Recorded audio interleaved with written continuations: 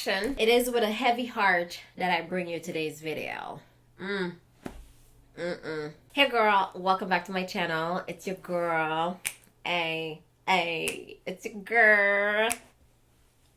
Jen, of course, welcome back. If you're new here, my name is Jen and I make videos here on YouTube about beauty, lifestyle, and some self-development sprinkled up in there. We're also doing Vlogmas, so this is day 2 of Vlogmas and we're going strong. So consider subscribing so you don't miss any new videos. Alright, so today's video, if you saw the title, then you already know what it is. I am not doing the Protective Style Challenge again this year. Hear me out though. We have a lot to talk about today.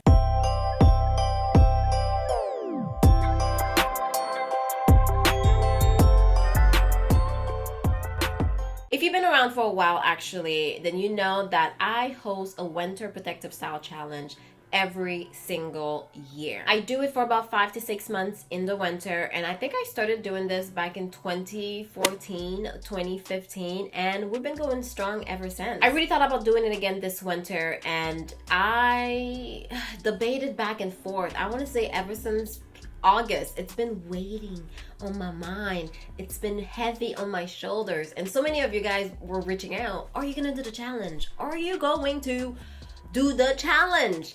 And the answer is no. I've decided not to do the challenge again this year, and in this video I'm going to share with you why. As emotional as it makes me, because I felt really connected to you guys on a different level. If you participated in the channel, then you know the channel. If you participated in the challenge in the past, then you know we have a grand time. We chat in the Facebook group, we share pictures of our hair, we talk about our styles, and so many of you guys will reach out and say that you are shocked that you're actually able to do your own braids, to do your own protective style, and that's amazing. That's one of the reasons why I wanted to do is because I really felt like taking control of your hair and your protective styles is the way to go, especially if you want to grow your hair. Now you're probably thinking, what the hell is a protective style anyway? And it wouldn't be a Jen J video if I didn't sprinkle in a little education piece. So let's talk about protective styles for a minute. Well, protective style, especially long-term protective styles, are styles that are used to preserve our natural hair. And they're fun to do as well. You can easily switch it up. You can add length to your hair. You can mix in different colors, different textures, and change up your look just like that. I personally did them in the winter because I live in Canada and it's just so cold up in here. What the hell? I just didn't want to deal with my hair in the winter, especially when it's just so cold, so dry. Plus, it allowed me to give my hair a break from all of the summer styling. I just feel like I'm a summer styler. I like to do different styles in the summer. I like to play in my hair in the summer, and then come winter, I would tuck my hair away. So that's personally why I used to protective style my hair. But this year, we're not going to do it because of a few reasons. Number one, when I stopped using oils and butter in my hair back in June, and I have a whole playlist about it, which I will link in the cards and down below. When I stopped using oils and butters in my hair, I said that I wanted to give this lifestyle a fair chance. A lot of people that were already on this journey said that it took them a year for them to be fully comfortable with it, for them to really reap the benefits, to see the changes in their hair. And I said if I was gonna do this, I'm gonna do this right. So the number one reason why I'm not bringing the Protective Style Challenge back is because I really want to commit in this new lifestyle that I'm on, this new way of taking care of your hair, and I wanted to give it a fair shot. So I started back in June, and right now it's been 8 months since I stopped using oils and heavy butters. I can't believe it's been that long, but apparently it's been that long. And you know, I really want to see where it goes. And also, back when I used to braid my hair, I use a lot of oils. I use a lot of thick butters. Oh, shea butter. Girl, I still miss you from time to time. And I use these butters to coat my hair and keep it protected while it's under the braids. Now that I'm not using butters or oils, I don't really feel really comfortable, you know, braiding my hair without coating it with something. That's what I know. That's what I always did. And I don't really see myself doing that without a nice scoop of shea butter. I don't see it happening for me.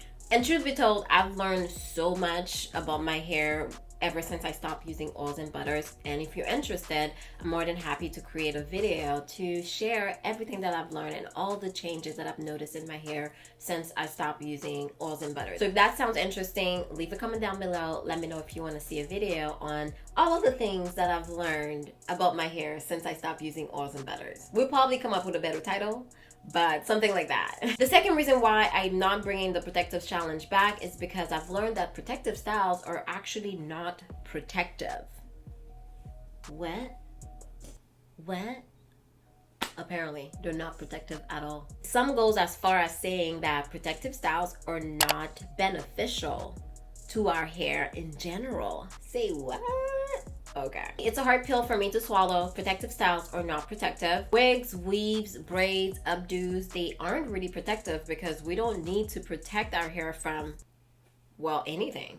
As a matter of fact, when we do these protective styles, we are starving our hair from hydration. And also because we're not frequently washing and conditioning our hair while it's in the protective styles, we're more prone to buildup from sweat, debris, dirt, and products that's in our hair. I know we've all seen, that white just gunk at the roots of our braids. Well, that's product buildup or sweat or debris or dirt that's just accumulating in our hair, and most importantly, accumulating on our scalp. So we have a lot of scalp issues a lot of the time, and it could be a result of these styles, or infrequently washing our hair can be causing a lot of the scalp issues that we have. Also, there's a very high chance that your braids may be too tight. Ooh, I'm gonna say it, girl. When you braid your hair too tight, it can cause traction alopecia, it can rip out your edges, bald spots, and a variety of scalp issues. And another thing, the fibers in the extension that we use to braid our hair can actually eat away at our cuticle layer,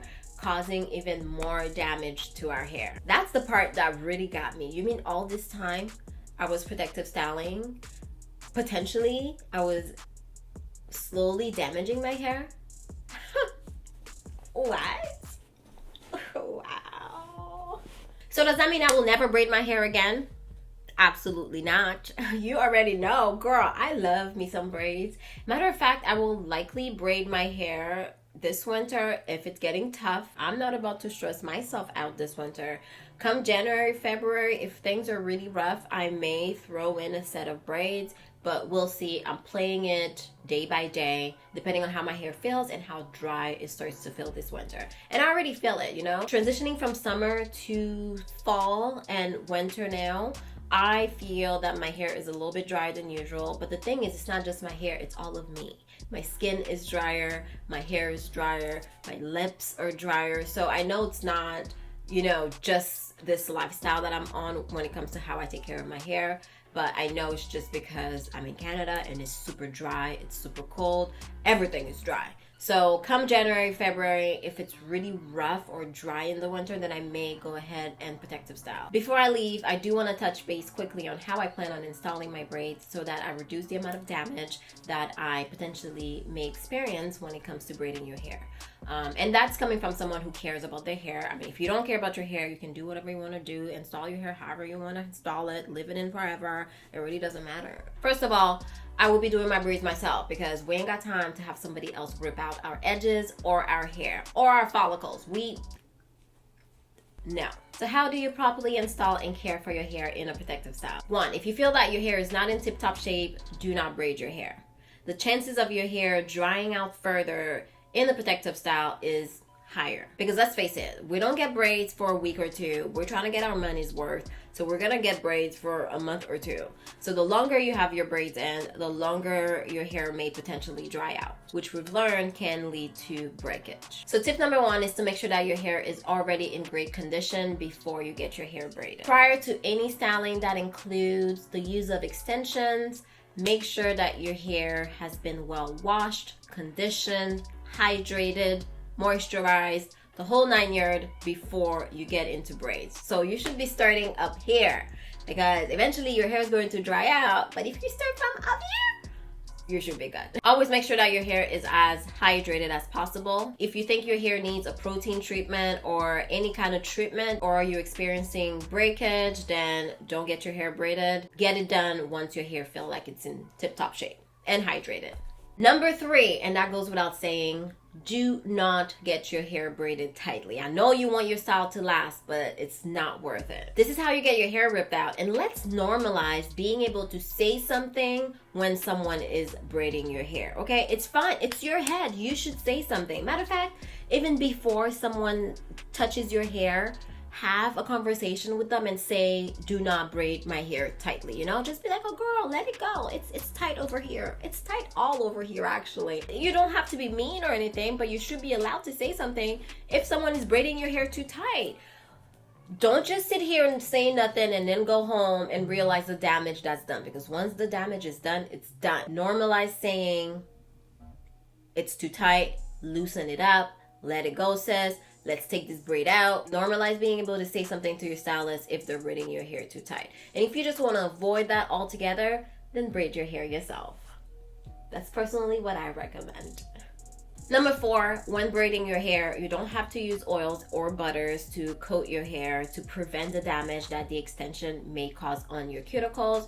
You can use a styling cream. Using a cream or something that is heavy is going to coat your hair and prevent the friction that's going to happen between your strands and the extension, and hopefully that will reduce the amount of damage that is going to happen to your cuticle layer. And also using something thick, which is why I used shea butter in the past, but whatever, I digress. Using something thick is going to provide softness and lubrication to your hair when you are braiding your hair. So I will still recommend using something that's on the heavier side, that's thick, to coat your hair under the extensions, okay? Now, once you have your braids in, it is not an excuse to ignore your hair. No. You should still be washing and conditioning your hair bi-weekly. First of all, that's how you wash your hair and your scalp, and that's also how you condition and hydrate your hair. So make sure that you are washing and conditioning your hair every 2 weeks when you have your braids. That will prevent any scalp issues, any product buildup, any sweat, sebum from building up on your hair. And when you do take out your braids, you won't have that white gunky thing, you know what I mean, at your root. And the last step is to never, ever, ever leave your braids in for too long. Personally, I always say 4 weeks is enough. This is why I also recommend, you braiding your hair yourself, because I totally understand if you're gonna pay someone else to do your hair, you want to get your money's worth. So you're more likely to leave your braids in longer than you typically would. If it's you that's doing your hair, you can take it down, cater to your hair, wash, condition, hydrate, and then do it again if you want to. But if it's somebody else and you paid, I get it, you want to leave it a little longer, but never leave your braids in. I want to say 6 weeks. 6 weeks is really pushing it. But 4 weeks I found was my sweet little spot. That's what I did when I braided my hair. So that's what I would also recommend. I feel this video was kind of loaded, but I hope that it was useful. Let me know if you have any additional questions down below. Personally, I won't be doing the challenge because once you know better, you do better. But I still wanted to upload this video in case you still want to get your hair braided. So you will be equipped with all the things that you need to know so that your hair flourish under your protective style. Thank you so much for watching this video. I appreciate it. Share it with a friend or anybody who's interested in doing protective styles, because I think it's important that we share the information and also get me some views. Join my Patreon. I will put the link down below where we have great conversations, and if you want to see all of my videos before everybody else, be sure to check out my Patreon, and I'll see you tomorrow because we are doing Vlogmas and we are going strong. Okay, I'll see you tomorrow. Thank you so much for watching. Bye.